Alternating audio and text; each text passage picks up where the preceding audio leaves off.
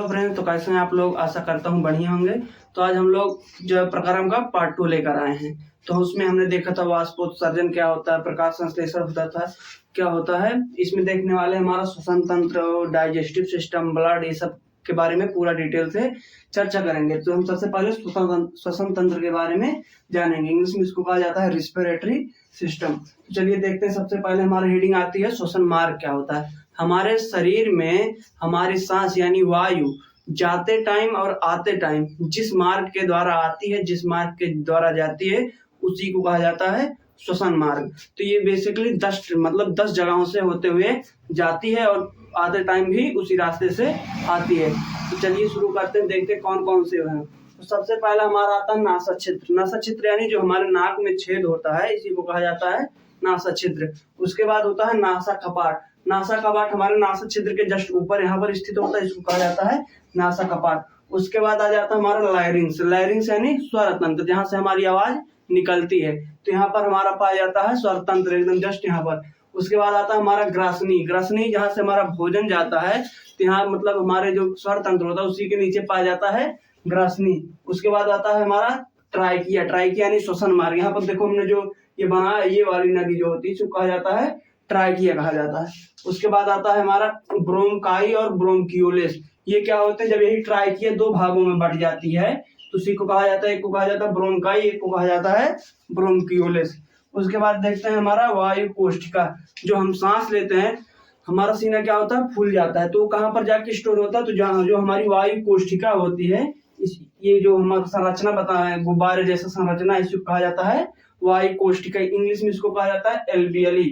तो क्या होता है, जब सांस लेते हैं तो हमारे पूरे फेफड़े में वायु दूसरी जगह नहीं जाती, केवल क्या होता है, ये जो गुच्छे गुच्छे संरचना यहाँ पर बना हुआ है, यहीं पर हमारी सांस जाके स्टोर होती है। उसके बाद जब हम छोड़ते हैं तो ये क्या होती है, पिचक जाती है। तो हमारा सीना क्या होता है, सांस छोड़ते टाइम पिचक जाता है और सांस लेते टाइम फूल जाता है।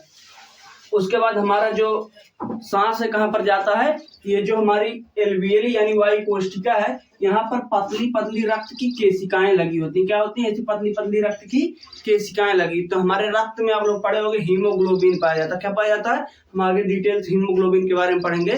तभी यहाँ पर केवल हम जानेंगे कि हमारे जो एल्वियली होती है, यहाँ पर क्या होता है, यहाँ पर पतली पतली नसें होती हैं और उसमें क्या पाया जाता है, हीमोग्लोबिन पाया जाता है। तो हीमोग्लोबिन क्या करता है, यहाँ पर जो सांस आई रहती है तो उसमें से क्या ले लेता है, ऑक्सीजन ले लेता है। तो रक्त में से क्या ले लेता है, ऑक्सीजन ले लेता है। ऑक्सीजन लेके कहाँ पर लेके जाता है, हमारा 10वें भाग यानी कोशिका में। तो इसको आप लोग क्या करिए, स्क्रीनशॉट लीजिए या फिर नोट कर लीजिए। तो हम क्या करेंगे, इसके नेक्स्ट देखने वाले हैं क्या क्या कौन कौन से जंतु में कैसे कैसे श्वसन मार्ग होता है। तो फ्रेंड, अब हम लोग देखने वाले हैं श्वसन के बारे में डिटेल से। तो चलिए शुरू करते हैं। तो पहले देखते हैं श्वसन जो क्रिया है हमारी, ये कौन सी क्रिया है, किस प्रकार की क्रिया है।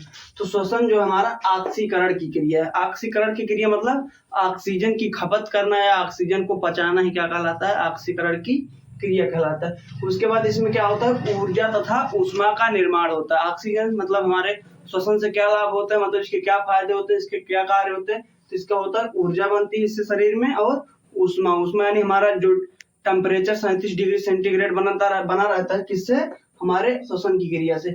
और एक उपापचय क्रिया। उपापचय मतलब उपापचय क्रिया होती है जो छोटे छोटे चीजों को मिला के जोड़ देना, किसी चीज का निर्माण कर देना, उसे कहा जाता है उपापचय। और अपचय क्या होता है, किसी बड़े चीज को तोड़कर छोटे छोटे चीजों में विस्तार से उसको तोड़ देना, क्या कहलाता है, अपचय। तो इसमें क्या होता है, जैसे आपका पाचन हो गया अपचय क्रिया, क्योंकि भोजन को एंजाइम की सहायता से छोटे छोटे टुकड़ों में तोड़ दिया जाता है। लेकिन हमारा जो श्वसन है, इसमें क्या होता है, ऑक्सीजन को लेकर छोटे छोटे चीजों को मिला क्या बना दिया जाता है, ऊर्जा बना दिया जाता है। इसलिए कौन सी क्रिया है, इसलिए उपचय क्रिया है। तब हम लोग देखने वाले जीवों में श्वसन के अंग कौन कौन से होते हैं, मतलब कौन कौन से जीव कौन कौन से अंग द्वारा श्वसन लेते हैं। तो सबसे पहले स्तनधारी जीव। स्तनधारी जीव यानी जिसके पास फेफड़ा होता है, और क्या होते हैं, जिनके पास स्तन होते हैं उनको क्या कहता है, वो फेफड़े श्वास लेते हैं। जैसे मनुष्य हो गया, आपका गाय हो गया, भैंस हो गया, सब क्या करते हैं, फेफड़े द्वारा सांस लेते हैं। उसके बाद जो कीट पतंगे होती हैं वो क्या करते हैं, श्वास नली द्वारा सांस लेते हैं। श्वास नली, इसी ट्राइकियो को क्या कहा जाता है, हमारा श्वास नली। हम चित्र में ट्राइकिया बनाए थे ना, तो उसी को क्या कहा जाता है, श्वास नली कहा जाता है। उसके बाद हमारे जलीय जीव होते हैं, जैसे मछली हो गया, ये किससे सांस लेता है, हमारा गलफड़े द्वारा सांस लेता है। तो गलफड़े का दूसरा नाम होता है क्लोम, तो कहीं पर क्लोम आ जाएगा तो कंफ्यूज मत होना।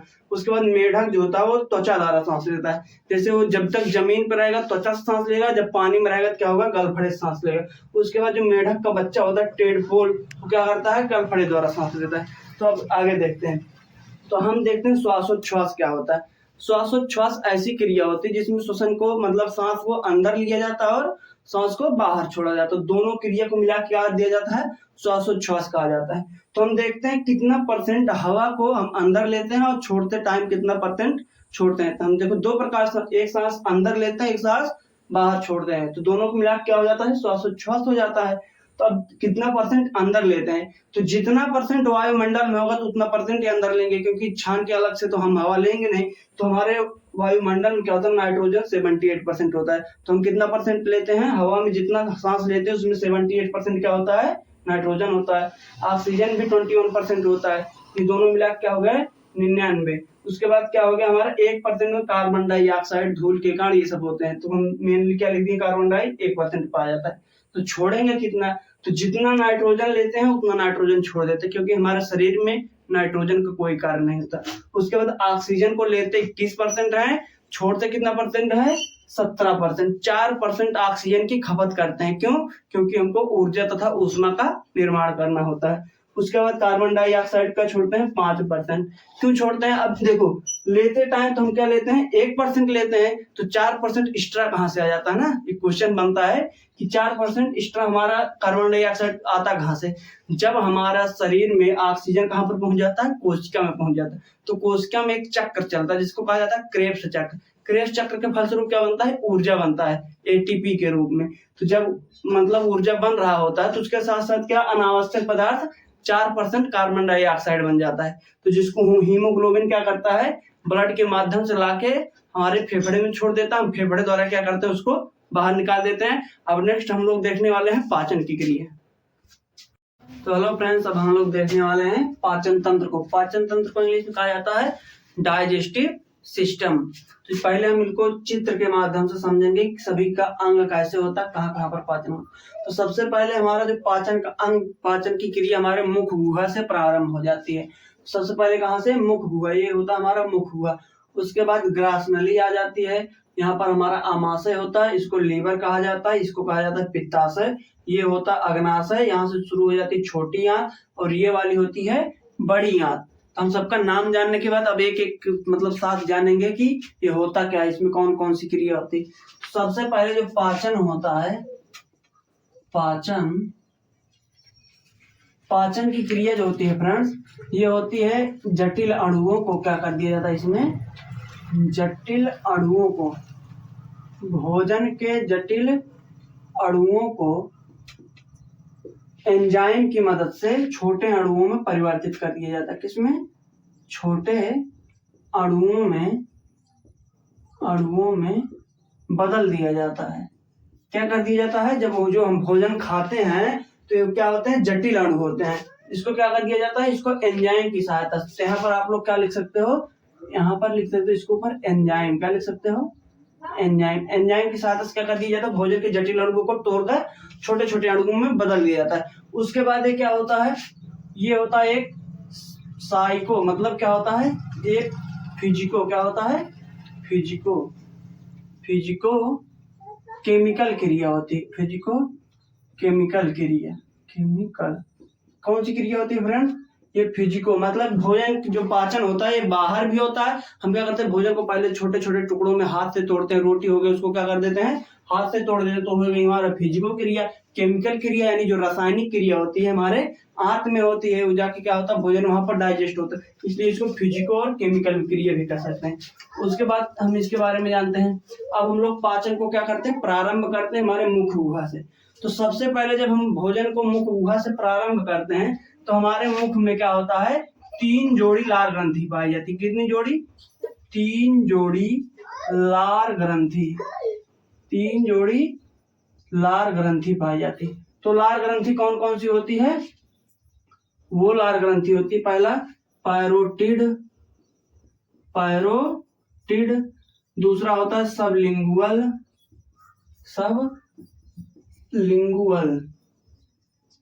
उसके बाद होता है सबमेंडिबुलर। क्या होता है? सबमेंडिबुलर। क्या होता है? हमारा जब मुख गुहा से पाचन प्रारंभ होता है तो हमारे मुख में वो 3 जोड़ी लाल ग्रंथि होती है। तो सबसे मुख्य होता है हमारा पैरोटिड, और उसके बाद सबलिंगुअल, सबमेंडिबुलर। तो इनके कार्य देख लें, इनमें कौन कौन से एंजाइम्स पाए जाते हैं। तो इसमें 3 प्रकार के एंजाइम्स पाए जाते हैं। लाइसोजाइम,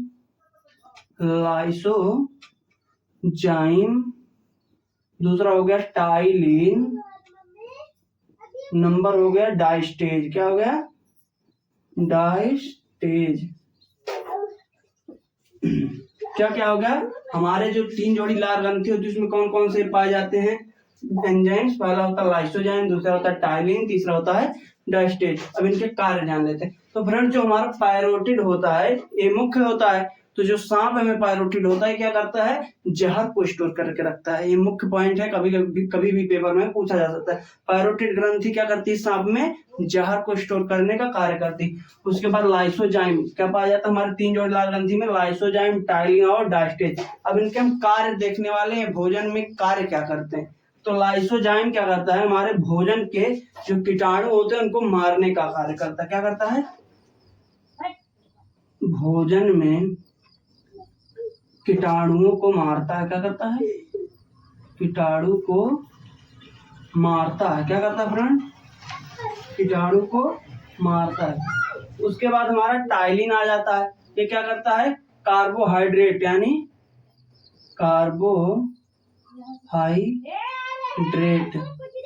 यानी मंड का पाचन करता है। क्या करता है? मंड का पाचन करता है। उसके बाद क्या करता है? हमारा डायस्टेज क्या करता है? डायस्टेज वसा का पाचन करता है। क्या करता है? वसा का पाचन करता है। आप लोग इसको नोट कर लो, हम लोग इसको नेक्स्ट देखने वाले, इसको मिटा के। तो फ्रेंड्स, हम लोग देखें टाइलिन, डायस्टेज और लाइसोजाइम एंजाइम। उसके बाद हमारा भोजन क्या होता है? हमारे मुख गुहा से ग्रास नली में आ जाता है। कहाँ पर आ जाता है? ग्रास नली में। तो ग्रास नली में क्या होता है? कर्मानुकुचन क्रिया होती है। क्या होती है? कर्मानुकुचन की क्रिया होती है। कर्मानुकुचन क्रिया किसको कहा जाता है? कर्मानुकुचन क्रिया का मतलब होता है भोजन क्या होता है? हमारे ग्रास नली से धीरे धीरे क्या होता है? हमारे आमाशय में आता है। कैसे आता है? जैसे हमारे भोजन आ जाता है तो ग्रास नली एक पाइप की संरचना, तो पाइप से डायरेक्ट भोजन मतलब ऐसे डायरेक्ट नहीं गिरता। तो क्या करता है? ऐसे धीरे धीरे सिकुड़ के क्या करता है? हमारा भोजन कहाँ पर आता है? आमाशय में। तो धीरे धीरे सिकुड़ कर भोजन के आमाशय में पहुंचने की क्रिया क्या कहा जाता है? कर्मानुकुचन क्रिया कहा जाता है। उसके बाद हमारा भोजन पहुंच जाता है हमारे आंत में। कहाँ पर पहुंच जाता है? आमाशय में। सॉरी, कहाँ पर पहुंच जाता है? आमाशय में। तो आमाशय के हमारे 3 भाग होते हैं। कितने भाग? 3 भाग। तो इसको हम 3 भाग में डिवाइड कर देते हैं।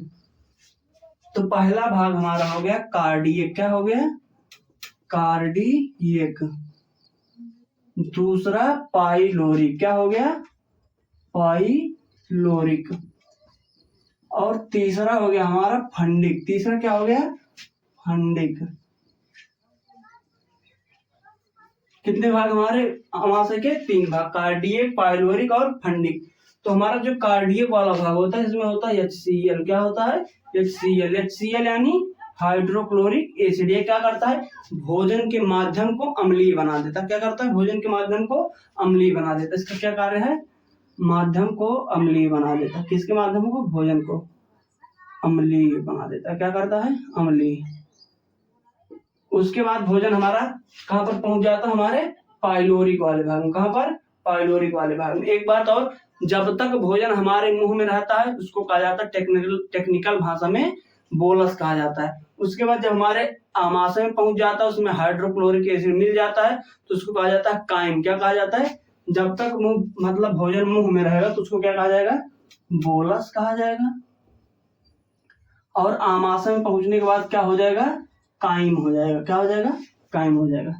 तो हमारा जो HCl हमारे कार्डियक वाला भाग होता है वो भोजन को माध्यम को अम्लीय कर देता है। उसके बाद हमारा पाइलोरिक में भोजन पहुंच जाता है। तो पाइलोरिक में क्या होता है? ऐसे छोटे छोटे कांटेदार संरचना होती है जिसको कहा जाता है रूजी। क्या कहा जाता है? रूजी कहा जाता है। तो रूजी क्या करता है? भोजन को रोकने का कार्य करता है। क्या करता है? रोकता है। क्या करता है? भोजन को। रूजी के कारण क्या होता है? हमारे आमाशय में भोजन क्या होता है? लगभग 4 से 5 घंटा तक भोजन रुका रहता है। तो पेपर में आएगा हमारा भोजन आमाशय कितने देर रुका रहता है, तो लगभग 4 से 5 घंटा। इसलिए पेट में जब भोजन नहीं रहता है तो ये रोजी क्या होता है, चुभने लगता है। इसलिए आपको महसूस होता है कि नहीं हमारे पेट में कुछ नहीं है, दर्द हो रहा है। उसके बाद हमारा भोजन कहाँ पर आ जाता है, डायरेक्ट आ जाता है हमारे फंडिक वाले भाग में। फंडिक में क्या होता है, फंडिक में होता है हमारा जठर ग्रंथि। क्या होती है, जठर ग्रंथि। अब देखो जठर ग्रंथि से क्या निकलता है, जठर रस। क्या निकलता है, जठर रस। और जठर रस में क्या पाया जाता है, जठर रस में पाए जाते हैं एंजाइम्स। क्या पाए जाते हैं, एंजाइम्स। एंजाइम्स होते हैं रेनिन और पेप्सिन। क्या होते हैं, रेनिन और पेप्सिन एंजाइम पाए जाते हैं।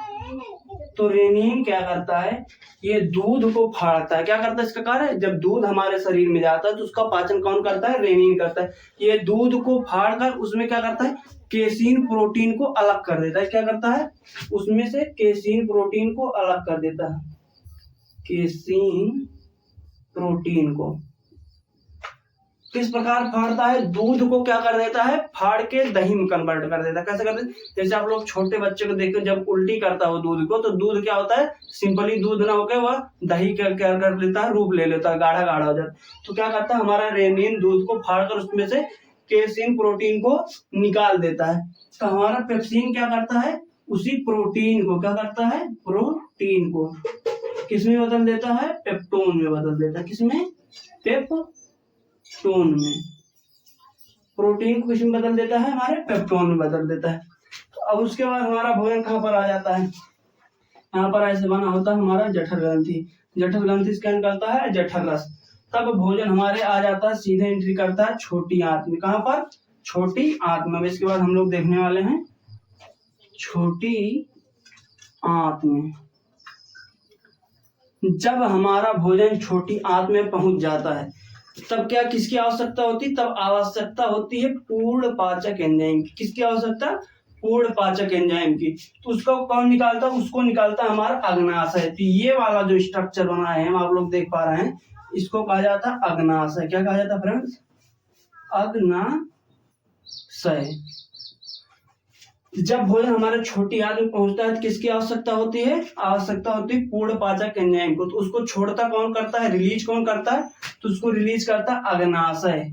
लेकिन एक कंडीशन पर। इसको क्या होता है, एक कंडीशन देता है। एक कंडीशन ये देता है कि जब तक भोजन अम्लीय रहेगा तब तक यह क्या करेगा, मतलब पूर्ण पाचक एंजाइम को नहीं छोड़ेगा। तो हमारा क्या होता है, भोजन आते टाइम क्या होता है, उसमें मिल जाता है हाइड्रोक्लोरिक एसिड। तो भोजन हो जाता है अम्लीय। अब भोजन जब हमारे छोटी आंत में आएगा तो क्या हो जाएगा, भोजन अम्लीय रहेगा। तो इसका कंडीशन रहेगा कि जब तक भोजन क्षारीय नहीं रहेगा तब तक वो भोजन को नहीं पचाएगा। अब समस्या हो जाती है कि भोजन क्षारीय होगा कैसे। तो भोजन क्षारीय करता हमारा लीवर। क्या करता है, लीवर। लीवर में बनता है पित्त। लीवर में किसका निर्माण होता है, तो ऐसे आप लोग लिख लो, लीवर में क्या होता है, पित्त का निर्माण होता है। क्या होता है, पित्त का निर्माण।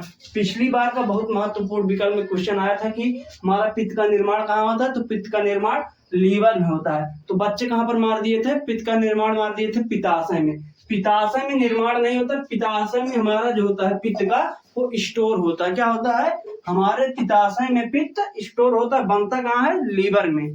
तो क्या करता है, लीवर किसको देता है, लीवर क्या करता है, पित्त को बना के दे देता है पित्ताशय को। तो पित्ताशय क्या करता है, जब भोजन आ जाता है तो थोड़ा थोड़ा पित्त क्या करता है, उस पर छोड़ देता है। तो भोजन क्या हो जाता है हमारा यहाँ पर क्षारीय। जैसे जैसे भोजन आएगा तो क्या हो जाएगा, भोजन क्षारीय। लेकिन एक कंडीशन और आती है, लीवर को पता कैसे चलेगा कि भोजन आ गया है ना, उसको पता होना चाहिए कि भोजन आ गया है। तो क्या कर देगा, वो पित्त छोड़ देगा। उसको पता कैसे होगा, तो हमारे जो छोटी आंत होती है वो निकालती एंजाइम। तो होता है एंजाइम सिक्रेटीन और कोलेसिस्टोकाइनिन। क्या होता है, सिक्रेटीन और कोलेसिस्टोकाइनिन। क्या निकालती है, कोलेसिस्टोकाइनिन।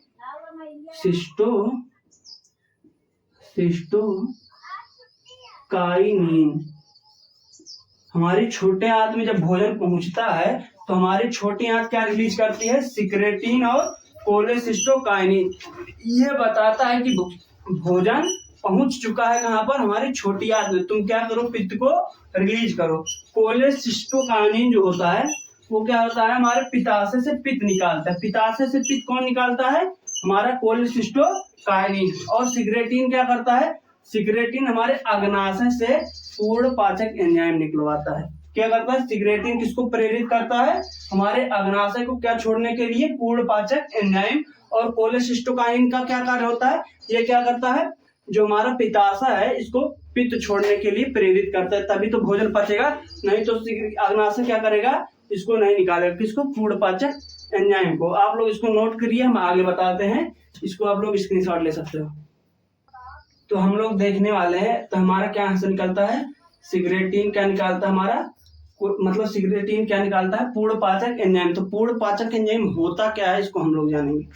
क्या जानेंगे, पूर्ण पाचक एंजाइम। पूर्ण पाचक एंजाइम ये क्या होता है, इससे 3 प्रकार के एंजाइम निकलते हैं। कितने प्रकार के, 3 प्रकार के। पहला होता है हमारा, इसको ट्रिक होती है लाइट। क्या होता है इसकी ट्रिक, इसकी ट्रिक होती है लाइट। यह जो होता है हमारा लाइपेज। क्या होता है, लाइपेज। ए से होता है हमारा एमाइलेज। क्या होता है, एमाइलेज। और टी से हमारा होता है ट्रिप्सिन। क्या होता है, टी से ट्रिप्सिन। अब इनके हम कार्य देख लेते हैं कि एमाइलेज, लाइपेज और ट्रिप्सिन का क्या कार्य होता है। हमारा लाइपेज जो होता है ये लिपिड का पाचन करता है। किसका, लिपिड। लिपिड यानी क्या होता है, लिपिड जो चिपचिपा पदार्थ, जो तेलौस जिसको कहा जाता है, या फिर चर्बी जो होती है, उसका पाचन कौन करता है, हमारा लाइपेज। एमाइलेज क्या करता है, कार्बोहाइड्रेट का पाचन करता है। किसका, कार्बोहाइड्रेट का पाचन करता है। लाइपेज लिपिड यानी वसा का पाचन करता है, एमाइलेज कार्बोहाइड्रेट का पाचन करता है, और ट्रिप्सिन प्रोटीन का पाचन करता है। क्या, प्रोटीन। अब देखो यहाँ पर जो हमारा जठर रस से क्या निकला था, हमारा रेनिन और पेप्सिन। पेप्सिन क्या किया था, प्रोटीन को बदल दिया था पेप्टोन में। तो ये क्या करता है, जो प्रोटीन किसके रूप में होता है, हमारा पेप्टोन। अब यहाँ पर जो प्रोटीन आता है किसके रूप में होता है, पेप्टोन में। तो पेप्टोन को ये चेंज कर देता है पेप्टाइड में। किसमें, पेप्टाइड में। देखो हमारा प्रोटीन 2 जगह पाचन हुआ। पहले हुआ हमारा यहाँ पर, हमारा जो पाइलोरिक यानी फंडिक वाला भाग था, उसमें क्या किया था, पेप्सिन प्रोटीन को पेप्टोन बदल दिया था। अब पेप्टोन वाले प्रोटीन को क्या करेगा, ट्रिप्सिन पेप्टाइड में बदल देगा। ये हमारा क्या होता है, पूर्ण पाचक एंजाइम होता है। तो आप लोग अब इसको नोट करिए, हम आगे बताते हैं कि छोटी आंत और बड़ी आंत में पाचन कैसे होता है। इसको हम लोग क्या करने वाले हैं, मिटाने वाले हैं। अब फ्रेंड्स क्या होता है, हमारा भोजन कहाँ पर पहुंच जाता है, छोटी आंत में। तो छोटी आंत के 3 भाग। कितने भाग, 3 भाग। तो पहला होता है ड्यूडेनम। क्या होता है, ड्यूडेनम। ड्यूडेनम को हिंदी में कहा जाता है आपका पक्वाशय। क्या होता है, पक्वाशय। इसमें क्या होता है, हमारा भोजन क्या होता है, इसमें फैल जाता है। क्या हो जाता है, ड्यूडेनम भोजन फैलता है। यहाँ पर आप लोग लिख सकते हो, फैलता है। और उसके बाद आता है जुइजेनम। क्या होता है, जुइजेनम। इसमें क्या होता है, जुइजेनम में हमारा भोजन क्या होता है, इसमें जो जल होता है उसको अवशोषित कर दिया जाता है। क्या होता है, ड्यूडेनम में जल अवशोषित कर दिया जाता है। ये हो गया आपका ड्यूडेनम वाला भाग, यहाँ से यहाँ तक, यहाँ से यहाँ तक हो गया आपका जुइजेनम वाला भाग। और ये वाला भाग हो जाता है आपका इलियम। क्या होता है, इलियम। इलियम। इलियम क्या करता है, इसको कहा जाता है हिंदी में क्षुद्रांत। क्या कहा जाता है, क्षुद्रांत। क्षुद्रांत क्या करता है फ्रेंड, इसमें जो भोजन पहुंचता है उसको कई प्रकार के एंजाइम रिलीज करता है। क्या करता है, एंजाइम को रिलीज करता है। ये भोजन को पचाने के लिए क्या करता है, कई प्रकार के एंजाइम्स को रिलीज करता है। तो एंजाइम्स कौन कौन से हैं, तो पहला आपका हो जाएगा आपका माल्टोज। क्या है, माल्टोज। नंबर 2 हो गया आपका सुक्रोज। सुक्रोज। नंबर 3 हो गया आपका ग्लूकोज। कोज, माल्टोज, ग्लूकोज, सुक्रोज। नंबर 4 हो गया आपका फ्रक्टोज। अब देखो माल्टोज को पचाएगा माल्टेज नामक एंजाइम। क्या पचाएगा? माल्टोज को माल्टेज पचाएगा, सुक्रोज को सुक्रेज पचाएगा, सुक्रेज। ग्लूकोज को ग्लैक्टोज पचाएगा। क्या होगा? Galactose, galactose. और फ्रक्टोज को क्या पचाएगा? फ्रक्टेज पचाएगा। क्या पचाएगा? फ्रक्टेज। तो ये क्या है? मिलता जुलता नाम है आपका। माल्टोज को माल्टेज पचाएगा, सुक्रोज को सुक्रेज। उसके 5 हो गया आपका एमाइलेज, एमाइलेज, एमाइलेज,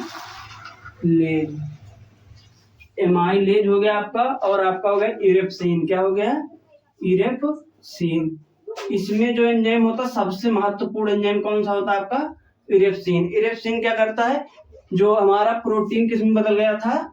पेप्टाइड में ना, पेप्टाइड में, पेप्टाइड।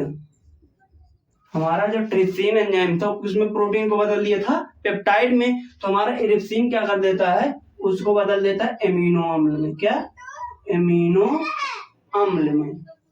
तो यहाँ पर हमारा जो प्रोटीन होता है इसका पाचन समाप्त हो जाता है। कैसे?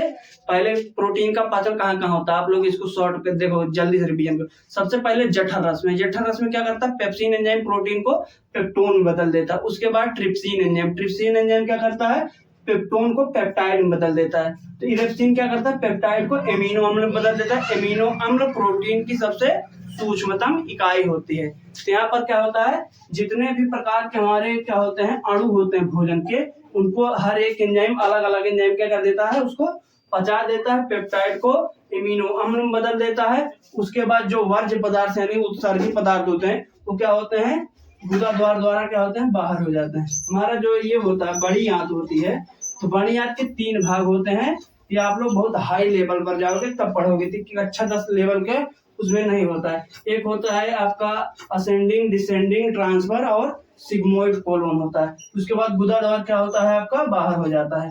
तो आपका आज का जो पाचन है खत्म होता है। इसके बाद हम लोग देखने वाले हैं हमारे ब्लड के बारे में। इसके बाद चैप्टर समाप्त हो जाएगा। तो बच्चों अब हम लोग समझने वाले हैं रक्त के बारे में। हमारा ब्लड क्या होता है, इसमें कौन कौन सी चीजें पाई जाती हैं, तो हम समझने वाले हैं। तो हमारा जो ब्लड होता है उसका 60% होता है प्लाज्मा। प्लाज्मा क्या होता है? ब्लड की तरल अवस्था को कहा जाता है प्लाज्मा। इसके कितना परसेंट होता है? ये पूरे खून का 60% होता है। इसमें 2 तत्व पाए जाते हैं, एक होता है फाइब्रोनिजोन और एक होता है प्रोथ्रोम्बिन होता है।